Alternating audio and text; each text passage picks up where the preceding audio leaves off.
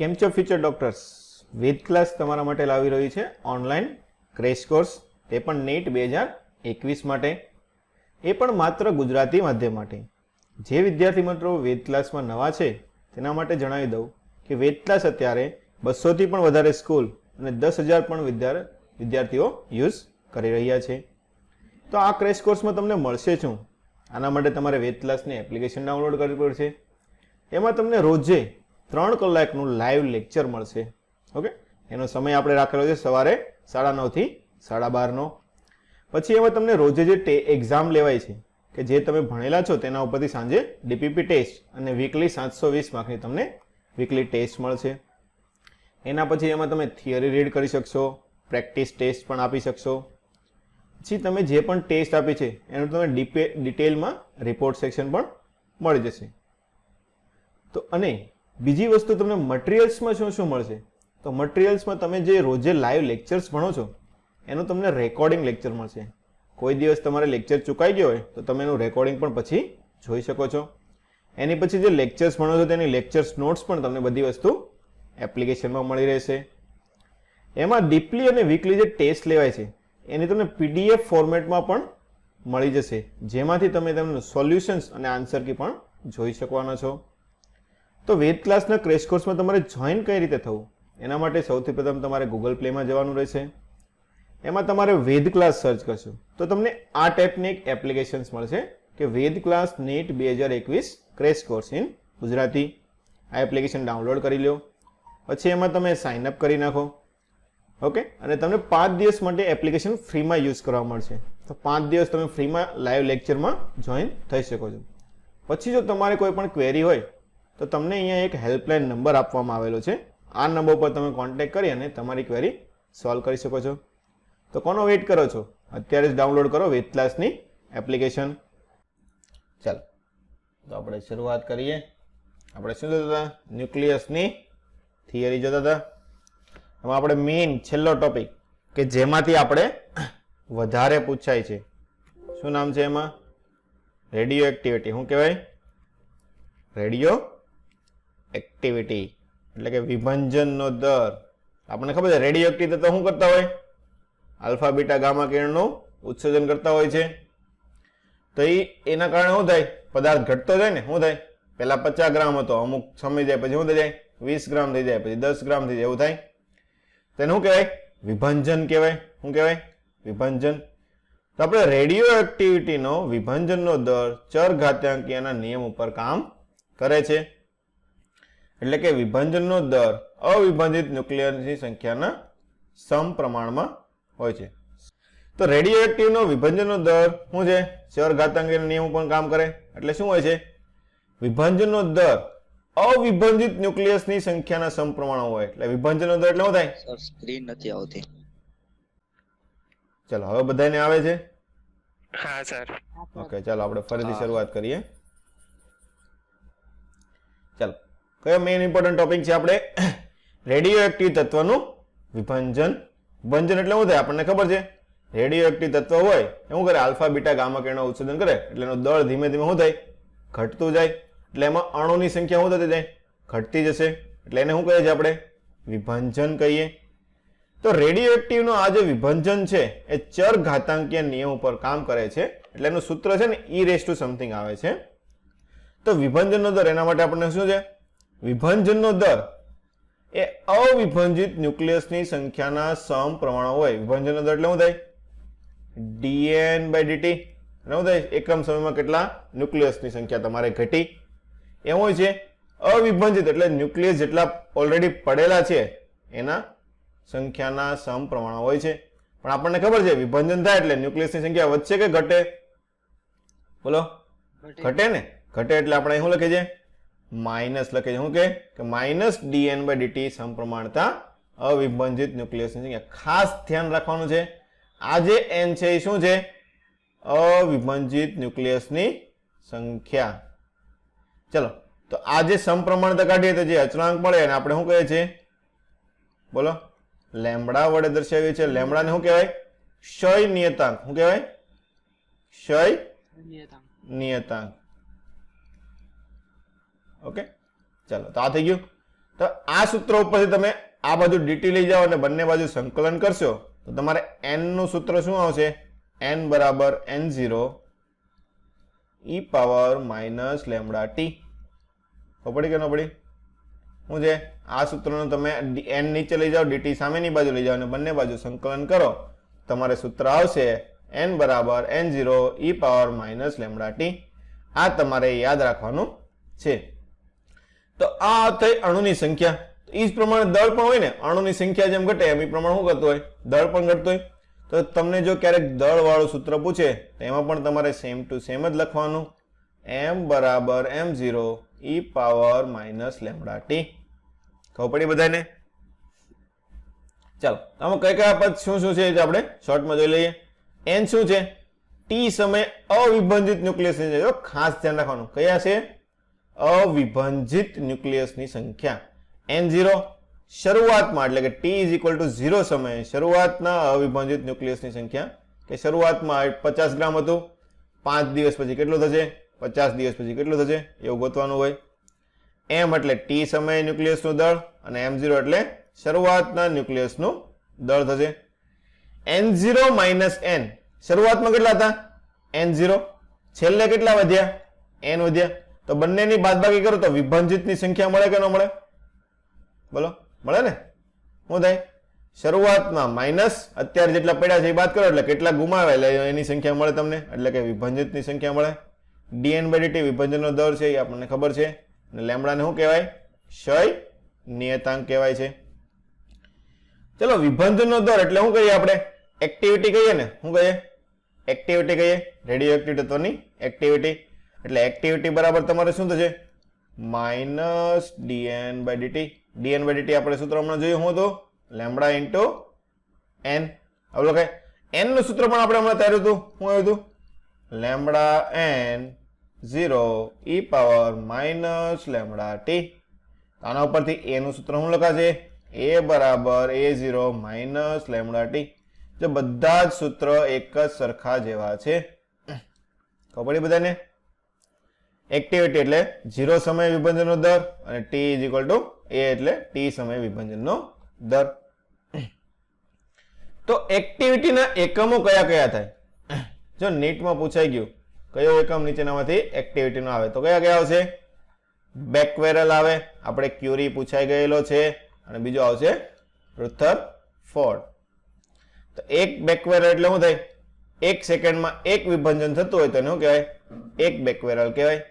Rutherford એટલે 1 સેકન્ડમાં 10⁶ ન્યુક્લિયસનું વિભાજન થતું હોય, અને ક્યુરી એટલે એ 3.7 × 10⁻10 1 સેકન્ડમાં તમારે વિભાજન થતું હોય તો એને કહેવાય. ચલો વિભાજનનો દર આ તો પછી રિપીટ થઈ ગયું ને, 2 વખત આવી ગયું. ચાલો એની પછી છે તમારે અર્ધ આયુષ્ય સમય. અર્ધ આયુષ્ય, જો અર્ધ અને આયુષ્ય. અર્ધ એટલે શું થાય? અર્ધ એટલે શું થાય? બોલો. અડધું અડધું થાય ને. શું થાય? અર્ધ એટલે શું થાય? અડધું. અને આયુષ્ય એટલે અને સમયગાળો એટલે શું થાય? અડધું થવા માટે કેટલો સમય લાગે તે શું થાય? દાખલા તરીકે તમે એમ કીધું 500 અણુ આપ્યા છે તો અડધા કેટલા થાય? 250 અણુ. તો 250 અણુ થવા માટે કેટલો સમય લાગે એને શું કહેવાય? તમારે અર્ધ આયુષ્ય સમય. શું કહેવાય? અર્ધ આયુષ્ય સમય. કે જે સમયગાળામાં ન્યુક્લિયસની સંખ્યા પ્રારંભિક સંખ્યા કરતા અડધી થાય તેનું કહેવાય અર્ધ આયુષ્ય સમય. મેં તમને એક્ઝામ્પલ આપ્યું એ પ્રમાણે 500 હોય તો એના અડધા થવાનો સમય એટલે 250 થવાનો સમય. પછી 250 થાય પછી એના અડધા થવાનો એટલે 125 થવાનો સમય થશે. ચાલો તો n બરાબર શું થઈ જાય? n0/2 થઈ જાય ને. શું થઈ જાય? અણુની સંખ્યા કેટલી થઈ ગઈ? n0/2. તો સમય જે લાગે એને શું કહીશું આપણે? t½ વડે દર્શાવશું. એના વડે દર્શાવશું t½ એટલે કેપિટલ T લ્યો તો પણ ચાલે ને સ્મોલ t લ્યો પણ ચાલે, પણ t½ વડે તમારે દર્શાવવાનું રહેશે. તો ચાલો n નું સૂત્ર આપણને ખબર છે. n બરાબર n0 e power minus lambda T. અને મૂકી દો. ચાલો n0/2 બરાબર n0 e power minus lambda T. તો n0 ઉડી જાય. તો આના ઉપરથી તમારે t½ નું સૂત્ર આવશે ln2 છેદમાં લેમ્બડા. શું આવશે? ln2 એટલે log e base 2. ln2 ને બીજું શું લખાય? log e base 2 લખાય. તો ચલો log e બેઝ 2 નું મૂલ્ય તમને યાદ હશે શું આવે 0.630 30 10 નો આવે 693 આવે 10 નું મૂલ્ય 30 10 કેનું આવે એ log 10 માં આવે પાછું કેમાં આવે log 10 માં આવે log e બેઝ છે આ કયો બેઝ છે e બેઝ છે તો log e બેઝ 2 નું મૂલ્ય કેટલું આવશે 0.693 છેદમાં લેમ્બડા તો આ સૂત્ર યાદ રાખવાનું છે આના ઉપરથી ઘણી બધી વખત નીટમાં દાખલા પૂછાઈ ગયેલા છે આમાં અહીં સુધી બધાને ખબર પડી બોલો હા ચલો હવે n વિરુદ્ધ તમે t નો આલેખ દો તો કેવો દેખાય ચરઘાતાંકી દેખાય ને કેવો દેખાય ચરઘાતાંકી સૂત્ર જ છે n બરાબર n0 e power minus lambda t તમારો આલેખ કેવી રીતનો આવશે આ રીતનો આવશે તો પહેલી વખત અર્ધાંશ અહીંયા થશે પછી બીજી વખત અહીંયા થાય ત્રીજી વખત આ થાય એ રીતે આગળ ધીમે ધીમે વધતું જશે તો જો અહીંયા અમુક કોષ્ટક આપેલું છે શરૂઆતમાં દાખલા કે કોઈ પદાર્થ હોય 100% હોય એટલે n બાય n0 એટલે 1 થશે તો વિભાજિતની સંખ્યા કેટલી હોય 0 થશે હવે પહેલો અર્ધાંશ સમય થાય અર્ધાંશ એટલે કેવું કરવાનું તમારે અડધું કેટલું કરવાનું અડધું તો અડધું થયું એટલે શું લખાય 50% ટકાવારીમાં લખીએ તો 50% અવિભાજિત હોય તો વિભાજિત કેટલો થાય એ પણ 50% થાય પછી પાછું બીજો અર્ધાંશ સમય કરો તો પાછું અડધું કરવાનું પાછું તો 1/2 નું અડધું 1/4 તો 50 નું અડધું 25% તો 25% અવિભાજિત તો વિભાજિત કેટલો હોય 70% 75% કેમકે ટોટલ કેટલો થવો જોઈએ 100% થવો જોઈએ પછી પાછું અડધું કરો તો 1/8 પછી રીતે 10 વખત કર્યું હોય તો શું થાય 3 વખત અડધું કર્યું તો 10 વખત કર્યું હોય તો શું થાય દર વખતે અડધું અડધું થતું હોય ને તો કોના સમપ્રમાણમાં આવશે તમારે n વખત કરો તો શું થાય તમે n વખત t અડધું કરો કે n ટાઈમ્સ તમે t હાફ કરો તો કેટલું થશે તમારે અવિભાજિતની સંખ્યા કેટલી થાય half raise to n direct શું યાદ રાખવાનું દર વખતે હાફ હાફ ગણવું પડે ને બોલો જેટલી વખત ગણો એટલી ઘાત કરી નાખવાની તો વિભાજિતની સંખ્યા કેટલી આવશે શું થાય એક માંથી બાદ કરવું પડે ને એક માંથી હાફ રેસ ટુ n તમે બાદ કરો તો તમારું થઈ જશે આ વિભાજિતની સંખ્યા આમાં ખબર પડી બધાને બોલો અહીંયા સુધી કોઈને કઈ ડાઉટ હોય તો મને કહો છે ડાઉટ કોઈને ના સર કેમ કે જો આ ઇમ્પોર્ટન્ટ ટોપિક છે આમાંથી નીટમાં આપણે વધારે દાખલા પૂછાય છે ચાલો સરેરાશ જીવનકાળ શું છે સરેરાશ જીવનકાળ કે જે સમયગાળામાં ન્યુક્લિયસની સંખ્યા પ્રારંભની સંખ્યા કરતા ઈમાં ભાગની થાય કેટલી થાય ઈમાં ભાગની થાય તો એને શું કહેવાય સરેરાશ જીવનકાળ મતલબ આપણે અણુની સંખ્યા કેટલી કરવાની છે n0 બાય e ઈમાં ભાગની કરવાની છે શરૂઆત કરતા ચલો n નું સૂત્ર આપણને ખબર છે n બરાબર શું લખાય n0 e raise to minus lambda t તો અહીંયા ચલો n ની જગ્યાએ મૂકી દો n0 બાય e બરાબર n0 e raise to minus lambda e raise to minus એટલે છેદમાં લખી શકો કે ન લખી શકો બોલો e raise to lambda t આવું લખી શકો કે ન લખી શકો ચલો તો n0 ઉડી જાય તો e ની અહીંયા 1 ઘાત બરાબર લેમ્બડા t તો લેમ્બડા t બરાબર કેટલો લખાય આના ઉપરથી 1 તો t બરાબર કેટલો થશે સમય કેટલો લાગશે 1 લેમ્બડા શું લાગશે t બરાબર 1 લેમ્બડા તો આને આપણે શું કહીશું સરેરાશ આયુષ્ય શું કહીશું સરેરાશ જીવનકાળ અથવા તો સરેરાશ આયુષ્ય તમને બંનેમાંથી કોઈ પણ વર્ડ તમને આપી શકે છે તો ટાવ વડે દર્શાવશે એના વડે ટાવ વડે તો ટાવનું સૂત્ર શું થાય 1 લેમ્બડા થશે શું થશે ટાવ બરાબર 1 લેમ્બડા અહીંયા સુધી બધાને ખબર પડી કે ન પડી બોલો હા સર તો લેમ્બડા તો તમને પછી આમાંથી ગોતતા આવડે કે ન આવડે n બરાબર n0 e power minus lambda t માંથી ચાલો તો હવે ln n બાય n0 વિરુદ્ધ t નો આલેખ દોરો તો શું આવશે એનો ઢાળ શું આપે લેમ્બડા આપે ને ઋણ ઢાળ છે એટલે શું આવશે તમારે માઇનસ લેમ્બડા થશે આ છે ને અહીંયા જો આપણે બાજુમાં લખી નાખીએ ચાલો આના સૂત્રમાંથી આપણે e ગોતો તો કઈ રીતે ગોતો તમે આપણને સૂત્ર ખબર છે n બરાબર n0 માઇનસ લેમ્બડા t ચલો આને n0 વડે ભાગી નાખો તો n/n0 e power minus lambda t ચલો e કાઢો હોય તો શું કરવું પડે બંને બાજુ ln લેવું પડે તો ln n/n0 તો અહીંયા e નીકળી ગયો તો માઇનસ લેમ્બડા t t ને નીચે જાવજો તો માઇનસ લેમ્બડા બરાબર શું થશે ln n/n0 n0 છેદમાં t. તો શું થાય? આ બંનેનો ગ્રાફ દોર્યો તો એનો ઢાળ શું આપે તમને?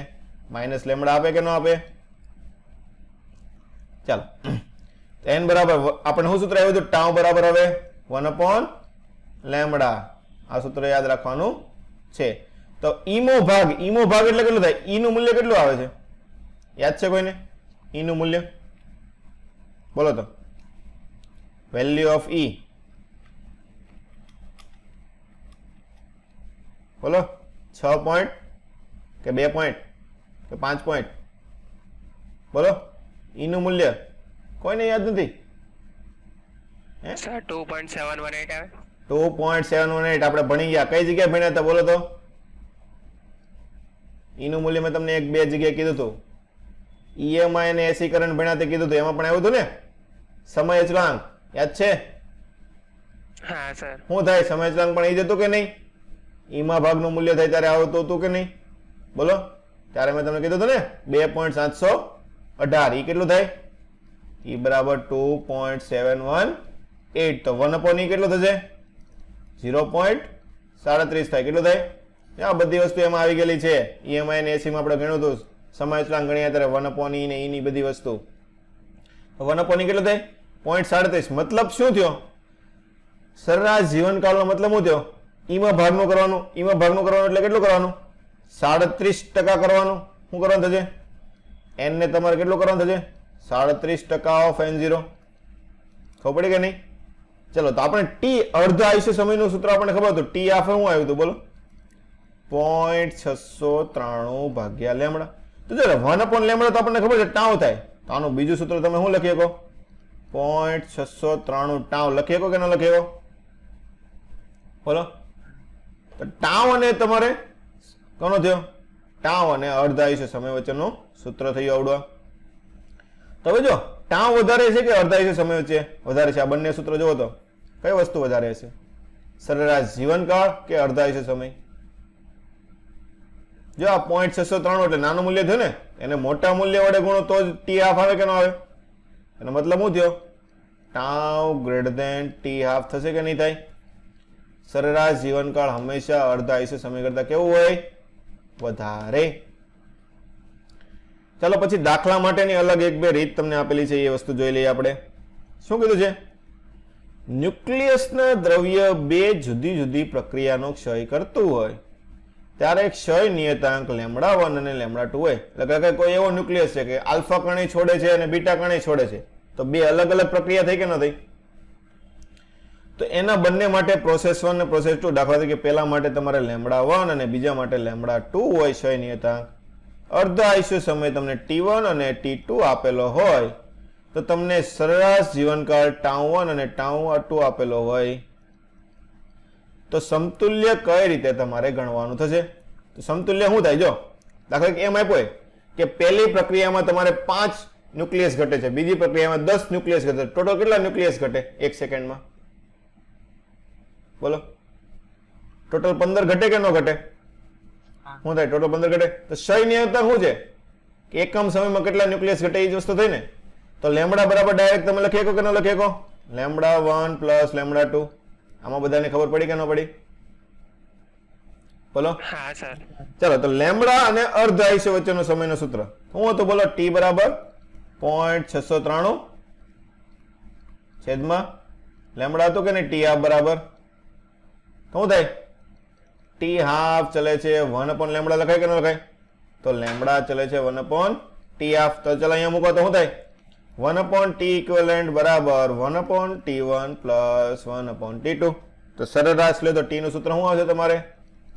t1 t2 છેદમાં t1 પ્લસ t2. ખબર પડી બધાને આમાં? બોલો. અહીંયા સુધી બધાને ખબર પડી? ચાલો, હાલો. રેડિયો એક્ટિવ સંતુલન. જો ત્યારે તમને આ રીતના પણ દાખલા પૂછે કે એ રેડિયો એક્ટિવ તત્વમાંથી બી રેડિયો એક્ટિવ તત્વમાં રૂપાંતર થાય છે, ત્યારબાદ બી રેડિયો એક્ટિવ તત્વમાંથી સી રેડિયો એક્ટિવ તત્વમાં રૂપાંતર થાય. એવું થાય ને? પહેલા શું થાય? દાખલા યુરેનિયમ હોય એમાંથી પ્લુટોનિયમ બને, તો પ્લુટોનિયમ પણ રેડિયો એક્ટિવ તત્વ છે, તો એનું પણ પાછું વિખંડન થતું હોય છે. આવું થાય કે ન થાય? તો વચ્ચેની પ્રક્રિયા થાય. કે A માંથી B બનતો હોય ત્યારે ક્ષય નિયતાંક λ1 હોય, B માંથી C બનતો હોય ત્યારે ક્ષય નિયતાંક λ2 હોય, તો વિખંડનનો દર A માંથી B તો શું થાય? તો A માટે લખો. કોના માટે લખીએ આપણે? A માટે લખીએ તો વિખંડનનો દર શું આવશે? dn/dt n1 આપીએ. શું આપે? 1 નંબર આપે તો dn/dt બરાબર માઇનસ λ1 એની સંખ્યા તમને n1 આપેલી હોય. આપણે અહીં લઈ લે. શું લખીએ? શરૂઆતની સંખ્યા n1 આપેલી છે. ચલો આની નક્યુલસની સંખ્યા આપણે n2 કરી નાખીએ. તો B માટે શું થશે? હવે 2 લખીએ તો dn2/dt બરાબર એનો ક્ષય નિયતાંક દાખલા કે λ2 હોય તો λ2 × n2. તો ચાલો, તો આપણને ખબર છે A માંથી B બને, B માંથી C બને, તો શું છે? અમુક સમયમાં અમુક B બનતો હશે અને અમુક B ઘટતો પણ હશે ને. આવું થાય કે ન થાય? બોલો. A માંથી B બનતો હોય ને B માંથી C બને ત્યારે B કેવો થતો હોય? ઘટતો હોય. હા, તો B નો ઉત્પાદનનો દર આપણને ગોતવો પડે કે ન ગોતવો પડે? કે B કેટલો બને છે? શું છે? તો B નો ઉત્પાદનનો દર તો કેટલું થાય? A માંથી B બને, દાખલા કે A માંથી 50 B બન્યા, ઓકે, અને B માંથી દાખલા કે 30 C બની ગયા, તો B કેટલા બન્યા છે? 20 બને ને. તો શું કરવું પડે તમારે? તમે શું કર્યું કે કેટલા B બન્યા ને કેટલા B ઘટ્યા બંનેની બાદબાકી કરી કે ન કરી? તો એવું આમ જ કરવાનું થાય. તો શું થાય? એનો વિખંડનનો દર શું થાય? એનો વિખંડનનો દર માઇનસ B નો વિખંડનનો દર. આવું લખાય કે ન લખાય? બોલો. તો શું થાય? એનો દર કેટલો છે? એનો દર આપેલો છે ને, તો λ1 n1 માઇનસ λ2 n2. જો આપણે દર લઈએ છીએ એટલે ખાલી મૂલ્ય લઈએ છીએ આમાં, એટલે ઓકે. A માંથી B બાદ કરી નાખ્યું, અહીંયા બધાને ખબર પડી. ચાલો હવે સંતુલન થાય. સંતુલન ક્યારે થાય? સંતુલન સમયે શું થાય? જેટલો આ અહીંથી નીકળતો એટલો સામેથી નીકળે કે ન નીકળે? બંને બાજુ સરખો થઈ જાય કે ન થઈ જાય? દર શું થઈ જાય? બંને બાજુનો દર ક્યારે થઈ જાય? સરખો થઈ જાય ત્યારે તમે સંતુલન કહો ને. તો શું લખાય ત્યારે? λ1 n1 બરાબર λ2 n2. આવું થાય કે ન થાય? કે B ની સંખ્યા હવે કેવી રહેશે? અચલ રહેશે, જેટલી હોય એટલી રહે. આના ઉપર શું લખાય? λ1 / λ2 બરાબર n2/n1. આપણને ખબર છે λ ચલે છે 1/t લખાય, તો શું લખાય અહીંયા? τ2/τ1 અથવા તો t½ ભાગ્યા t½ ખબર પડી આમાં બધાને? બોલો. દાખલામાં આ રીતના દાખલા પૂછાઈ શકે છે. ચાલો, હવે રેડિયો એક્ટિવ તત્વના ઉપયોગો શું છે? રેડિયો એક્ટિવ તત્વ તમને ક્યાં ક્યાં ઉપયોગી મળે? આ થોડું ઉદાહરણ માટે તમને આપેલું છે કે મેડિસિનમાં, આ તમારા મેડિકલમાં આવે છે કે લોહીના પરીક્ષણ માટે ક્રોમિયમ 51 વપરાય છે, જે રેડિયો એક્ટિવ છે. લોહીના પરિભ્રમણ માટે સોડિયમ 24, સોડિયમનો રેડિયો એક્ટિવ સમસ્થાનિક. મગજની ગાંઠની તપાસ કરવા માટે ટ્યુમર હોય ને, ટ્યુમર મગજમાં ગાંઠ થાય એટલે શું કહેવાય? ટ્યુમર કહેવાય કે ન કહેવાય? Brain tumour. તો બ્રેઇન ટ્યુમરની ચેકિંગ કરે ત્યારે એમાં રેડિયમ મર્ક્યુરીને વાપરવામાં આવે છે. પછી થાઇરોઇડ ગ્રંથિની ખામી ચકાસવા માટે. થાઇરોઇડ ગ્રંથિ ક્યાં થાય? બાયોલોજીમાં આવતું છે ને. થાઇરોઇડ ગ્રંથિ કઈ જગ્યાએ આવે? ક્યાં આવે? ગળામાં થાય કે નહીં? તો ગળામાં થાય ને ચકાસવા માટે શું વાપરીએ? રેડિયો એક્ટિવ આયોડિન વાપરીએ ને. થાઇરોઇડનું કારણ શું છે? આયોડિનના કારણે થાય કે ન થાય? બોલો. ગોઈટર. ચાલો, કેન્સરના પરીક્ષણ માટે કોબાલ્ટ વપરાય છે, લોહી માટે ગોલ્ડ વપરાય છે, ચામડીના રોગોની ચેકિંગ કરવા માટે ફોસ્ફરસ 31 વપરાય છે. ખાલી જાણકારી માટે છે, એટલું બધું યાદ રાખવાની જરૂર છે નહીં. પુરાતત્વીય વિભાગ માટે આ વસ્તુ તમને ક્યારેક પૂછી શકે. કાર્બન ડેટિંગ માટે શું કરે? પુરાતત્વીય વિભાગમાં આપણે શું કરીએ છીએ? કાર્બન ડેટિંગ કરીએ. શું કરીએ? કાર્બન ડેટિંગ કરીએ. એટલે કાર્બનમાં કયું વપરાય? કાર્બન 14. કયો સમસ્થાનિક વપરાય? કાર્બન 14. આ ક્યારેક પૂછાઈ શકે છે કે વૃક્ષોની ઉંમર જાણવા માટે. એટલે વૃક્ષ કેટલા વર્ષ, તમને એમ કે ને કે આ લાકડું 500 વર્ષ જૂનું છે, આ મંદિર છે 5000 વર્ષ જૂનું છે, એવું સાંભળ્યું કે નથી સાંભળ્યું બધાએ? તો એ કઈ રીતે કરે? કે એમાં કાર્બન તત્વ હોય એનો વિભંજનનો દર ચેક કરે. શું કરે? કાર્બન તત્વના વિભંજનનો દર ચેક કરે અને એના ઉપરથી કહે કે આ લગભગ એટલા વર્ષ જૂનું હશે. એમ એ રીતે ખડકોની ઉંમર જાણવા માટે કે આ પહાડ આપેલો હોય તો પહાડ કેટલા વર્ષ જૂનો છે, એમ એના માટે એમાં કાર્બનનું પ્રમાણ ઓછું હોય છે એટલે એમાં શું વાપરે છે? K40 શું આપણે કે એટલે શું થાય? કે કોની સંજ્ઞા છે? પોટેશિયમ. પોટેશિયમ. ચલો પૃથ્વીની ઉંમર જાણો. આપ તમને એમ કીધું ને, તમે ઘણી વખત જોયું કે સૂર્ય 5 બિલિયન વર્ષ જૂનો છે, પૃથ્વી 4 બિલિયન વર્ષ જૂની છે, એવું સાંભળ્યું કે નથી સાંભળ્યું? તો એમાં હું લીડ આઇસોટોપની મદદથી એ લોકો પરીક્ષણ કરતા હોય કે એના ઉપરથી માપે કે કેટલું જૂનું છે. પછી ખેતી વિભાગમાં ઉપયોગ થાય કે બટેટાના પાકને અળસિયાથી બચાવવા માટે CO60 હવે જે દવા ને એવું બધું છાંટે ને, બોલો, એમાં આ બધી વસ્તુ હોય છે. કૃત્રિમ વરસાદ માટે AGI વપરાય છે. ખાતર તરીકે ફોસ્ફરસ વપરાય, એ તો બધાને ખબર જ છે. ભણતાનો એને ઘણાને ખેતી કરતા હોય એને ખબર હોય કે ખાતર તરીકે કયું વપરાય? ફોસ્ફરસ વધારે વાપરે છે, એમોનિયા વાપરે. ઉદ્યોગોમાં ઓઇલ અને પાણીના પાઇપને લીકેજને જાણવા માટે શું કરે? રેડિયો ટેસ્ટ કરે. શું કરે? Radio test. શું કહેવાય આને? જે પાઇપ બનાવે કે નહીં, આપણે જે પાઇપ બનાવે ને બધી નળીની, જે ભૂંગળા ફિટ કરતા હોય, એ બધાને પહેલા શું કરે? રેડિયો ટેસ્ટિંગ કરે. શું કરે? રેડિયો ટેસ્ટિંગ કરે. રેડિયો ટેસ્ટિંગ કરે એટલે ખબર પડે કે કઈ જગ્યાએ તિરાડ પડેલી છે. આ બધી વસ્તુ જાણવી હોય તો એમાં રેડિયો ટેસ્ટ કરે. રેડિયો એક્ટિવ પદાર્થને અંદર નાખે એટલે ખબર પડે કે કઈ જગ્યાએ રેડિયો એક્ટિવ પદાર્થ બહાર નીકળો, તો ત્યાં કાણું પડેલું હોય કે ત્યાં કંઈક તિરાડ પડેલી હોય તરત તમને ખબર પડી જાય. ઓકે, ચાલો, તો અહીંયા સુધી બધાને ખબર પડી ગઈ. અહીંયા આપણે થિયરી પૂરી થાય છે. કોઈને થિયરીમાં કઈ ડાઉટ હોય તો મને કયો. છે ડાઉટ? ના સર. નહીં? ચાલો, આપણે હવે દાખલા ગણવાની શરૂઆત કરીએ. ચાલો, દાખલા નંબર 1. શું કીધું છે આપણને આમાં? કે 1 મંથનો અર્ધાયુષ્ય સમય ધરાવતા તત્વનો વિભાજન દર 2 મહિના પછી 2 સેકન્ડ ઇનવર્સ હોય તો શરૂઆતનો દર કેટલો હશે? શું કીધું છે? એટલે 2 સેકન્ડ ઇનવર્સ ક્યારે છે આપણે? 2 મહિના પછી. તો ચાલો, એના 1 મહિના પહેલા કેટલો હોય? એના 1 મંથ પહેલા કેટલો છે? ડબલ થાય ને. અડધા સમય એટલે કેટલો થાય? અડધો અડધો થતો જાય. તો 1 મહિના પહેલા કેટલો હોય? ડબલ હોય. તો અહીંયા 4 સેકન્ડ ઇનવર્સ છે. એના 1 મહિના પહેલા કેટલો હશે? એની કરતા પણ ડબલ, એટલે કે 8 સેકન્ડ ઇનવર્સ. તો આપણો જવાબ કેટલો આવશે? 8 સેકન્ડ ઇનવર્સ થશે કે નહીં થાય? ખબર પડી બધાને? બોલો. હા સર.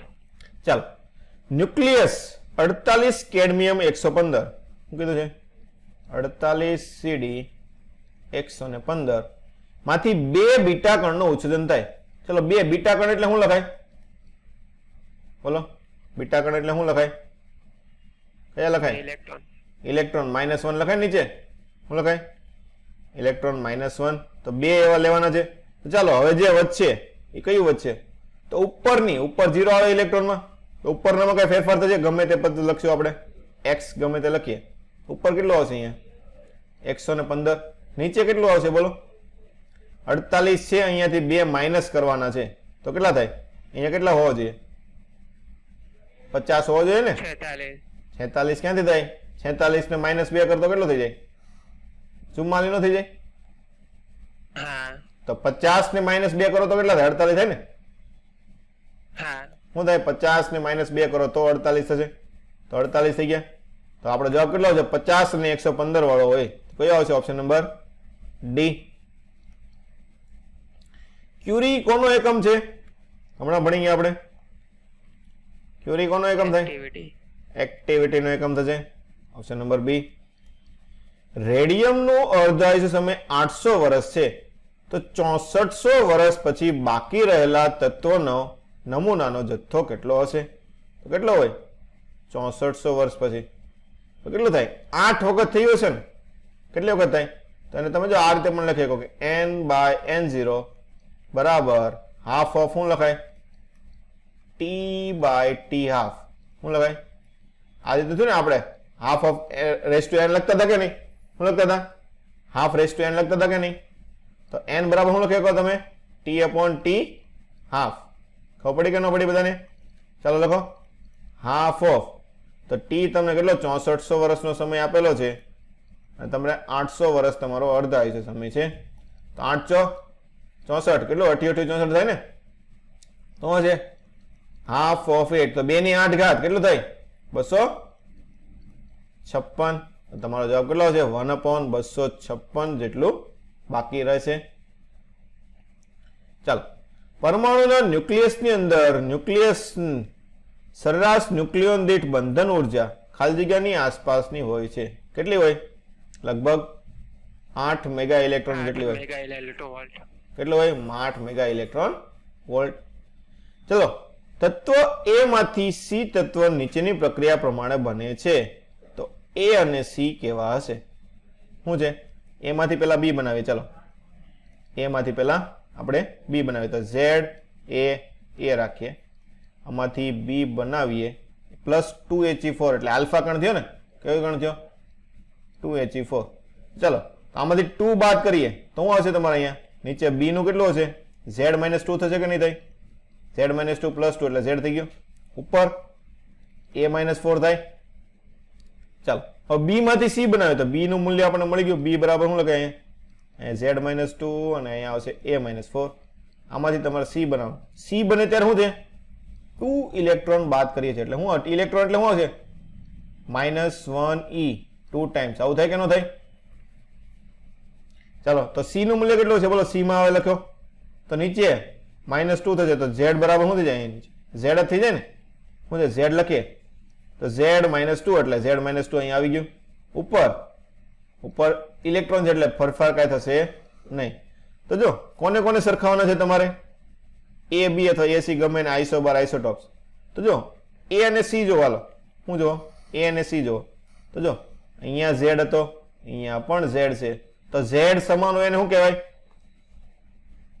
બોલો, Z સમાન શું કહેવાય? આઇસોટોપ્સ. આઇસોટોપ્સ. તો A અને C શું થશે તમારે? A and C શું થાય? આઇસોટોપ થાય કે ન થાય? ખબર પડી બધાને? હા સર. ઓપ્શન તમારો આવશે ઓપ્શન નંબર એ જ થશે. A અને C આઇસોટોપ થશે. ચલો, એલ્યુમિનિયમ અને ટેલિયમ ની ત્રિજ્યાનો ગુણોત્તર આપે છે. હવે ત્રિજ્યાનો કોની સાથેનો સંબંધ આવે? R બરાબર ત્રિજ્યા વાળું સૂત્ર મેં તમને કીધું હતું. 3-4 દાખલા પૂછાઈ ગયા. શું આવે? R0 A⁻⁴. ચાલો, બંનેના ત્રિજ્યાનો ગુણોત્તર આ તો R ઓફ એલ્યુમિનિયમ છેદમાં R ઓફ ટી બરાબર A. તો જો એલ્યુમિનિયમ માટે A કેટલો છે? 27 અને ટી માટે 125 ની 1/3 તો આ 3 નો ઘન થાય અને આ 5 નો ઘન થશે. તો તમારો જવાબ આવશે 3/5. અથવા તો બીજું શું લખાય? બંને વડે ઉપર નીચે 2 વડે ગુણ નાખો તો શું લખાય? 6/10 લખાય ને? Option number A. ચાલો, 6 કાર્બન 12 નું ન્યુક્લિયસ ન્યુટ્રોનનું શોષણ કરે છે અને બીટા કણનું ઉત્સર્જન કરે છે. તો પરિણામી ન્યુક્લિયસ કયો થશે? ચલો, તમને જે આપ્યું એ લખી નાખો. 6 કાર્બન 12. એટલે ન્યુટ્રોનનું શોષણ કરે. ન્યુટ્રોન એટલે શું લખાય? 0N1 લખાય. હાલો, પછી શું કીધું? બીટા કણનું ઉત્સર્જન કરે છે. બીટા કણ એટલે શું લખાય? -1 E0 લખાય કે ન લખાય? ઇલેક્ટ્રોન. તો તમારે અહીંયા જે બનશે એ કયો બનશે? ચાલો, નીચેનું સરખાવો તો 6 -1 એટલે અહીંયા 7 હોવું જોઈએ. તો પરમાણુ ક્રમાંક 7 હોય એવું વસ્તુ કઈ થાય? નાઇટ્રોજન. તો નાઇટ્રોજન થઈ ગયું. ઉપરની વસ્તુ સરખાવો તો 12 ને 1 13, અહીંયા 0. તો અહીંયા પણ કેટલો આવશે? નાઇટ્રોજન 13 આવશે. તો તમારો જવાબ શું આવશે? 7N13. ચલો, ન્યુક્લિયર બળ એ કેવું બળ છે? લઘુ અંતરીય કે ગુરુ અંતરીય? લઘુ અંતરીય. અને વિદ્યુત ભાર ઉપર આધાર રાખે છે. બોલો, ન્યુક્લિયસમાં કઈ કઈ વસ્તુ હોય? પેલા મને એમ કહેતો હાલો, ન્યુક્લિયસની અંદર પ્રોટોન અને ન્યુટ્રોન. પ્રોટોન અને ન્યુટ્રોન. તો એનો જે બળ લાગે એ કઈ વીજભાર ઉપર આધાર રાખે? ન રાખે ને. એમ કે ન્યુટ્રોનનો તો કઈ વીજભાર છે નહીં તો પણ બળ લાગે છે. એટલે વીજભારથી કેવું હશે? સ્વતંત્ર હશે. ચલો, 2 આપણને આપે છે 6 કાર્બન 13 અને 7 નાઇટ્રોજન 14. તો બંનેમાં શું સરખું છે? જો Z તો સરખા નથી, એ પણ સરખા નથી. ન્યુટ્રોન ગણો તો હાલો તો અહીંયા 13 - 6 એટલે કેટલા થાય? 7. અને અહીંયા તમે 14 - 7 કરો તો આ પણ 7 થાય. તો ન્યુટ્રોનની સંખ્યા સમાન થાય. તો ન્યુટ્રોનની સંખ્યા સમાન હોય તો શું લખાય? આઇસોટોન. આઇસોટોન કહેવાય. શું કહેવાય? ટોન, તો તમારો જવાબ આવશે ઓપ્શન નંબર બી, આઇસોટોન કહેવાશે. ચલો, અર્ધ આયુષ્ય સમય 1600 હોય તો 6400 વર્ષ પછી બાકી રહેલા રેડિયમનો તત્વનો જથ્થો કેટલો હોય? તો ઓલા જેવું થયું ઉપર શું થાય? n/n0. જો આના ઉપર લાડ બધા દાખલા પૂછાઈ ગયા, તો હાફ ઓફ t/t હાફ. ચલો મૂકી દો. સમય તમારે 6400 વર્ષ પછી ગોતવાનો છે. અર્ધ આયુષ્ય તમને 1600 આપેલો છે, તો 16 ચોક 64, તો હાફ ઓફ 4 ઘાત, તો 2 નો વર્ગ 4 ને ચોકે ચોકે 16, તો તમારો જવાબ કેટલો આવશે? 1/16 જેટલા બાકી રહે. એની પછી બે પ્રોટોન પ્રોટોન, બે ન્યુટ્રોન ન્યુટ્રોન ને પ્રોટોન ન્યુટ્રોન વચ્ચે લાગતા બળ અનુક્રમે FPP, FNN અને FPN હોય તો એને કેના વડે દર્શાવવામાં આવે? તો આપણને ખબર છે આ બધા કયા બળો છે? ન્યુક્લિયર બળો છે. તો ન્યુક્લિયર ની અંદર લાગતા બધા બળો કેવા હોય? સરખા હોય કે ન હોય? તો શું થશે? FPP બરાબર FNN બરાબર FPN, કેમ કે વીજભાર ઉપર આધાર રાખતા નથી અને બંનેના દળ તો સરખા છે. તો સ્ટ્રોંગ ન્યુક્લિયર ફોર્સ બધા માટે કેવું હશે? અંદર સરખું હશે. તો તમારો જવાબ લગભગ સરખા જેવો, એટલે કે ઓપ્શન નંબર એ આવશે. ચલો, 11 સોડિયમ 23 હોય તો ન્યુટ્રોન, પ્રોટોન અને ઇલેક્ટ્રોનની સંખ્યા. ચલો, ન્યુક્લિયસમાં ન્યુટ્રોન, પેલા પ્રોટોનની સંખ્યા લખો. લો, પ્રોટોનની સંખ્યા ડાયરેક્ટ ખબર પડે ને કેટલી પડે? બોલો. 11 થશે. હાલો, પછી ન્યુટ્રોનની સંખ્યા બાદબાકી કરવી પડે ને, 23 માંથી 11 બાદ કરવાના, એટલે તમારે 12 થશે. ઇલેક્ટ્રોનની સંખ્યા E આપેલી છે આમાં કઈ? બોલો, ઇલેક્ટ્રોનની સંખ્યા કઈ આપેલી છે? નથી આપેલી ને, ખબર ન પડે એટલે કઈ લઈ લેવાની? 0 લેવી પડે. તો આવશે 11, 12 અને 0, એટલે કે ન્યુટ્રોન પેલા 12 આવશે, તો પેલા 12 આવશે. તો 12 વાળો એક જ છે. જો ખાલી ન્યુટ્રોન ની ગોતીને ખબર પડી જાય ને. ખબર પડી કે ન પડી? 12, 11 અને 0. ચલો, ન્યુક્લિયસના બંધારણમાં કઈ કઈ વસ્તુ હોય? ઈઝીમાં ઈઝી દાખલો બોલો. ન્યુક્લિયસની બંધારણ, ન્યુક્લિયસમાં શું હોય? પ્રોટોન અને ન્યુટ્રોન. પ્રોટોન અને ન્યુટ્રોન. એક AMU નું ઉર્જા કેટલી થાય? તમને યાદ રાખવાની મેં કીધી હતી 931 mega electron volt. 931 mega electron volt. Alpha કણનું દળ પ્રોટોનની સાથે સરખાવો. ચાલો, કેટલું હોય? પ્રોટોન કરતા 4 ગણું. પ્રોટોન કરતા 4 ગણું. પરથી જુઓ તો હા, શું આપેલું છે? પણ ઓપ્શન જો, ઓપ્શનમાં એવું કઈ આપેલું છે? ઓપ્શનમાં એવું કઈ આપેલું છે? નથી આપેલું ને. તો શું છે? 2 પ્રોટોન 2 ન્યુટ્રોન કરતા વધારે, 2 પ્રોટોન 2 ન્યુટ્રોન કરતા ઓછું. શું આવશે? 2 પ્રોટોન 2 ન્યુટ્રોન કરતા ઓછું આવશે. કેટલું આવશે? 2 પ્રોટોન અને 2 ન્યુટ્રોન કરતા ઓછું. કે પ્રોટોન અને ન્યુટ્રોનના દળમાં થોડોક ફેરફાર છે કે નહીં? શું છે? થોડોક ફેરફાર છે. એટલે તમે 1.00 વાળું તમે મૂલ્ય સરખાવશો ને, તો તમારે 2 પ્રોટોન અને 2 ન્યુટ્રોન કરતા કેવું મળશે? ઓછું મળશે. હાલો, સૂર્યમાં કઈ પ્રક્રિયાથી ઉર્જા મળે? મેં તમને કાલે કીધું હતું. સૂર્યની અંદર કઈ પ્રક્રિયા થતી હોય?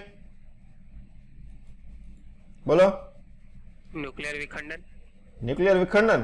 કોનું વિખંડન? સૂર્યની અંદર એવો કયો પદાર્થ છે કે વિખંડન થતું હોય? હે? સૂર્યની પ્રક્રિયા કાલે મેં તમને લખાવી હતી પણ ખરા. શું આવે? ન્યુક્લિયર સંલયન. શું આવે? 2 હાઇડ્રોજન ભેગા થઈને શું બનાવે? હિલિયમ બનાવે ને. શું બનાવે? 2 હાઇડ્રોજન ભેગા થઈને હિલિયમ બનાવે. તો કઈ પ્રક્રિયા થાય? ન્યુક્લિયર સંલયનની પ્રક્રિયા થાય. ચલો, ન્યુક્લિયસની ઘનતા પરમાણુ દળાંક પર કઈ રીતે આધાર રાખે? બોલો, ઘનતા. મેં તમને કીધું તો ન્યુક્લિયસની ઘનતા કેવી હોય? અચળ હોય. કેવી હોય? અચળ હોય. તમને કોઈના માટે બદલાય નહીં. કે ન્યુક્લિયસમાં 2 જ વસ્તુ હોય, પ્રોટોન અને ન્યુટ્રોન, એ તો ફિક્સ હોવાના છે. ન્યુક્લિયસની ઘનતા પરમાણુ બદલાય તો પણ બદલાશે નહીં, તે અચળ લેવાની રહેશે. ચલો, ન્યુક્લિયસની ઇલેક્ટ્રોન રચના સમાન હોય છે. નીચેનામાંથી કેમાં ઇલેક્ટ્રોન રચના સમાન હશે? જોવો તો બોલો. આપણે જે જવાબ આવે છે એ જ લખીને કે કાર્બન અને N+. કાર્બન અને N+ માં ઇલેક્ટ્રોન સમાન થાય કે ન થાય? બાજુબાજુનું તત્વ છે ને. નાઇટ્રોજન 1 ગુમાવે તો કાર્બન જેવું થઈ જાય કે નહીં? કાર્બનનો પરમાણુ ક્રમાંક કેટલો આવે? 6. નાઇટ્રોજનનો 7. 7. તો આને n પ્લસ માં કરો તો શું થાય? 6n પ્લસ લખાય કે ન લખાય? બોલો, હવે લખાય કે ન લખાય? ખબર પડી કે ન પડી બધાને? કેમ કે બીજા બધામાં એવું કઈ થતું નથી. જો લિથિયમ ને સોડિયમ બહુ આઘા થઈ ગયા, હિલિયમ ને નિયોન આ પણ આઘા થઈ ગયા, હાઇડ્રોજન ને લિથિયમ પણ એમાં કઈ તમને વીજભાર આપેલું નથી કે કોઈ ગુમાવે કે મેળવે એવું કઈ આપેલું નથી. તો વધ્યું એક જ છે, તમારે એક જ જોવાનું રહેશે. તો શું થાય? બંનેમાં ઇલેક્ટ્રોનની સંખ્યા કેવી થાય? સમાન થાય ને. તો જવાબ તમારો શું આવશે? Option number D. ચાલો, તમને પ્રક્રિયા આપેલી છે તો એમાંથી કઈ વસ્તુ ગુમાવાતું હશે, એટલે કયું વિકર્ણ તમને ઉત્પન્ન થતો છે? તો આપણે અહીં લખતા જઈએ. ચાલો, ZA એમાંથી તમને YA ને Z+1 થયું. તો Z+1 ક્યારે થાય? કઈ વસ્તુ એડ કરી હોય ત્યારે? બીટા વિકર્ણ થાય ત્યારે થાય ને, કે -1E0 કર્યું હોય ત્યારે. આવું થાય કે ન થાય? બોલો, તો આને શું લખાય? બીટા માઇનસ લખાય ને. -1E ને શું લખાય? Beta minus. ચાલો, બીજી પ્રક્રિયા આપણે લાઈનમાં નીચે લખતા, કે લાઈનમાં લખી છે કે નીચે લખતા જાય છે? નીચે લખતા જાય કે એટલે વધારે ખબર પડશે. ચાલો, હવે આપણે બીજી વસ્તુ શું આવશે? કે Z+1 માંથી તમારે બનાવવાનું છે કોઈ k પરમાણુ. એમાં તમને અહીંયા Z-1 થઈ ગયું અને ઉપર A-4 થયું. ચાલો, A-4. તો વીજભારમાં 4 નો ઘટાડો ક્યારે થાય? સોરી, દળમાં 4 નો ઘટાડો આપણે ક્યારે થાય? કયો કણ ઉત્પન્ન કરીએ ત્યારે? આલ્ફા કણ. 2He4 આવું લખીએ ને. શું લખીએ? 2He4. આ કણ કયો છે તમારો? આલ્ફા કણ. તો આ થઈ ગયું ને. જો A+ માંથી -1 થઈ ગયું એટલે 2 ઘટાડો થઈ ગયો અને દળમાં પણ રેડી થઈ ગયું. આ વસ્તુ રેડી થઈ ગઈ. ચાલો, ત્રીજી વસ્તુ, Z-1k A-4 માંથી તમારે Z-1k A-4 એની જ વસ્તુ રહે. દળમાં પણ ફેરફાર નહીં અને પરમાણુ ક્રમાંકમાં પણ ફેરફાર નહીં. તો કઈ વસ્તુ હશે? કયું કિરણ હોય? ગામા કિરણ હોય ને. કયું હોય? ગામા કિરણ. તો પહેલી વખતે આ બીટા માઇનસ આવશે, બીજી વખતે આલ્ફા આવશે અને ત્રીજી વખતે ગામા આવશે. તો તમારો જવાબ કયો થશે? Option number C. ખબર પડી બધાને કઈ રીતે આમાં લખવાનું? ચાલો, એની પછી 92 યુરેનિયમ 235 નું વિખંડનથી 200 મેગા ઇલેક્ટ્રોન વોલ્ટની ઉર્જા ઉત્પન્ન થાય છે. 5 વોટ જેટલો અચળ પાવરે રિએક્ટર કાર્ય કરવા માટે 92 યુરેનિયમ 235 ના વિખંડનનો દર કેટલો હોવો જોઈએ? ચાલો, તો 200 મેગા ઇલેક્ટ્રોન ઉત્પન્ન થાય ત્યારે કેટલો હોય? 1 હોય ને. કેટલો? 1 નું વિખંડન થાય તો શું થાય? 200 મેગા ઇલેક્ટ્રોન વોલ્ટ ઉત્પન્ન થાય. તમારે કેટલું જોતું છે? ખાલી 5 વોટ જ જોતો છે. કેટલું જોતું છે? 5 વોટ. તો કેટલાનું વિખંડન કરવું પડે તમારે? બોલો, વિખંડનનો દર અહીંયા આપણે બાજુમાં લખી નાખીએ. વિખંડનનો દર 5/200 ઇલેક્ટ્રોન વોલ્ટ. તો 200 મેગા એટલે 10⁶ ને ઇલેક્ટ્રોન વોલ્ટ એટલે 1.6 × 10⁻⁹ તો 16 દુ 32. તો 5/32 એટલે 1/6. તો 1/6 એટલે લગભગ 1.56. તો આપણને આપેલું છે ખાલી ઘાત જ સરખાવવાની છે તમારે. શું છે? ઘાત સરખાવો. ચાલો, તો 19 6 ને 2 8. 8 માંથી 19 જાય એટલે 10⁻11 એટલે ઉપર જાય તો 10⁻11 આવી ગયું. ખબર પડી કે ન પડી? 1.56 × 10⁻11 થશે. ચલો, ન્યુક્લિયોન દીઠ બંધન ઉર્જા સૌથી વધારે કેમ આવે છે? આપણે કાલે ગ્રાફ જોયો તો. ગ્રાફમાં સૌથી વધારે ઉર્જા કોની કીધી હતી મેં તમને? આયનની. 2656 આયન. ચાલો, ડ્યુટેરોન અને આલ્ફા કણ માટે ન્યુક્લિયોન દીઠ બંધન ઉર્જા x1 અને x2 હોય તો ઉત્પન્ન થતી ઉર્જા કેટલી હશે? આપેલી પ્રક્રિયામાં ઉત્પન્ન થતી ઉર્જા કેટલી હશે? બોલો, ઉર્જા શું લખાય? Output minus input. શું લખાય? તો શું લખાય? ઉર્જા કેટલી થશે આમાં? જો અહીં સમીકરણ આપેલું છે 2He4 અને અહીંયા છે 1s2 અને 1s2 બંનેને ભેગા કરીએ છીએ તો આઉટપુટમાં કેટલી છે? જો ખાસ કઈ આપેલી છે તમને? ન્યુક્લિયોન દીઠ આપેલી છે. તો આમાં ન્યુક્લિયોન કેટલા થાય? 4 થશે. તો 4x2. હાઇડ્રોજનની આલ્ફાની આલ્ફા એટલે H2 2He4 થાય ને. અને શરૂઆતમાં ડ્યુટેરોન એટલે x1 આપેલી છે તો માઇનસ આની 2 અને આની 2. તો ટોટલ કેટલી થાય? બંને સમાન છે એટલે 4 લખી શકો તો 4 કેટલો થશે x1 થાય તો તમારો જવાબ કેટલો આવશે 4 ટાઈમ્સ x2 માઇનસ x1. ખબર પડી બધાને આમાં? જો આ રીતના દાખલા પૂછાય છે વારા ઘડી એટલે આ ધ્યાન રાખવાનું. ચાલો એની પછી હિલિયમનો પરમાણુ ક્રમાંક 4 છે, સલ્ફરનો પરમાણુ ક્રમાંક 32 છે, તો ન્યુક્લિયસની ત્રિજ્યા અને હિલિયમની ત્રિજ્યાનો ગુણોત્તર એટલે સલ્ફર અને ત્રિજ્યા તો આપણને સૂત્ર ખબર હતું. બોલો શું હતું? R બરાબર R0 a raised to 1/3. તો મૂકી દો ચાલો. R સલ્ફર છેદમાં R હિલિયમ. ચલો સલ્ફર માટે a કેટલું હોય 32 તમને આપી દીધેલું છે તો 32 ને ઓલા માટે હિલિયમ માટે 4. આની 1/3 ઘાત તો 8 ચોક 32 તો 8 ની 1/3 એટલે 2 નો 2 થાય ને. કેટલો થાય 2. તો શું થશે બંનેનો ગુણોત્તર જ કીધો છે એટલે કેટલો આવશે 2 ગણી હોય. કેટલી હોય કે RS બરાબર 2 ટાઈમ્સ R He. સલ્ફરની ત્રિજ્યા હિલિયમ કરતા ડબલ હોય. ચલો એની પછી 30 મિનિટનો અર્ધ આયુષ્ય સમય ધરાવતો તત્વનો વિભાજન દર 2 કલાક પછી 5 સેકન્ડ હોય તો શરૂઆતનો કેટલો હશે? કેટલો કીધો તમને? 2 કલાક પછી 5 સેકન્ડ કીધો. તો તમે આપણે પહેલો દાખલો ગણ્યો એ રીતે પણ કરી શકો અથવા તો તમે I/I0 પણ વાપરી શકો. શું કરી શકો? A/A0 કરી શકો. શું કરી શકો? A/A0 કરી નાખીએ. A/A0 બરાબર, જો નાનું આપેલું હોય ને તો તમે આ રીતે કરી શકો, વધારે કીધું હોય તો ન કરી શકો. 2 કલાક એટલે કેટલું થાય? આ મિનિટમાં આપેલું છે જો તો 120 મિનિટ થાય. તો હું લખીએ 120 છેદમાં 30 તો આ કેટલો વડે ભાગાલે? 4 વડે ભાગાલ છે તો 1/2 ની 4 ઘાત તો 1/16. તો શરૂઆતમાં કેટલું હશે? A બરાબર A0 ભાગ્યા 16 તો A0 કેટલું હોય શરૂઆતનું આપણે ગોતવાનું છે? A0 બરાબર 16 into E. તો 16 A કેટલો આપેલો છે તમને? 5. તો 16 ગુણ્યા 5 એટલે કેટલું લખાય? 80 સેકન્ડ ઇનવર્સ થશે. અથવા તો મેં તમને કીધું શું કરવાનું?